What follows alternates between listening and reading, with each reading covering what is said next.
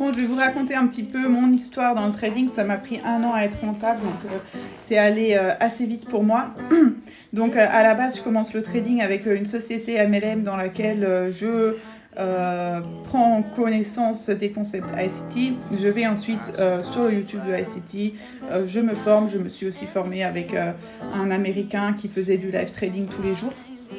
Et du coup, fin 2023, je fais mes premiers retraits.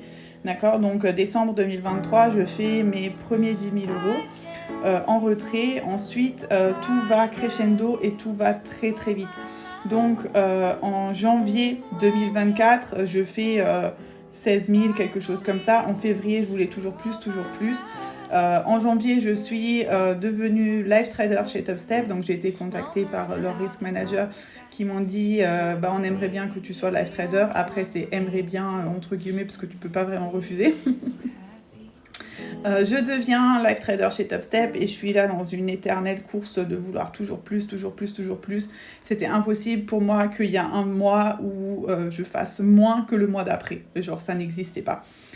Jusqu'au jour où je me brûle les ailes et je crame tous mes comptes. Donc, descente aux enfers, je me retrouve un petit peu sans rien, sans compte, à devoir tout recommencer du début, repasser les trucs, payer les activations, remonter le compte en drawdown, etc. Bref, je recommence tout le tralala. Pareil, je retourne dans une spirale de « Ah, maintenant, il faut que je fasse 50 000 balles par mois. » Boum, boum, boum, boum, boum.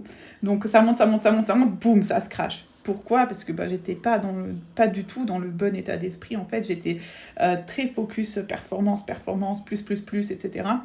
Et du coup, ça arrive un moment où ton cerveau, il se met en tilt et tu fais n'importe quoi.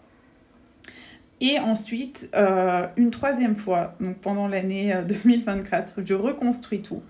Je reprends des comptes, je retrade, je prends des Apex, je prends des Topstep, je prends des MyFunded Future, etc. Je fous tout en copieur, etc. Et après, je me dis, mais en fait, Mel, pourquoi tu vois, faire des aussi gros chiffres, mais à quel prix ? Genre, au prix de ta santé mentale, au prix de devoir sacrifier ta famille, au prix d'être fâché avec tes enfants ou ton mec le soir parce que tu t'es mangé une ribambelle de SL. Mais genre, ça n'a aucun sens. Et du coup, j'ai lu le livre de Mark Douglas. Et il y a un gros chapitre qui parle vraiment sur la résilience. Et à ce moment-là, j'ai lâché prise. Et au moment où j'ai lâché prise, là, boum, explosion. Là, ça a cliqué. Et en fait, sans forcer, sans chercher, sans être obnubilé par mes objectifs, par les sous, etc.,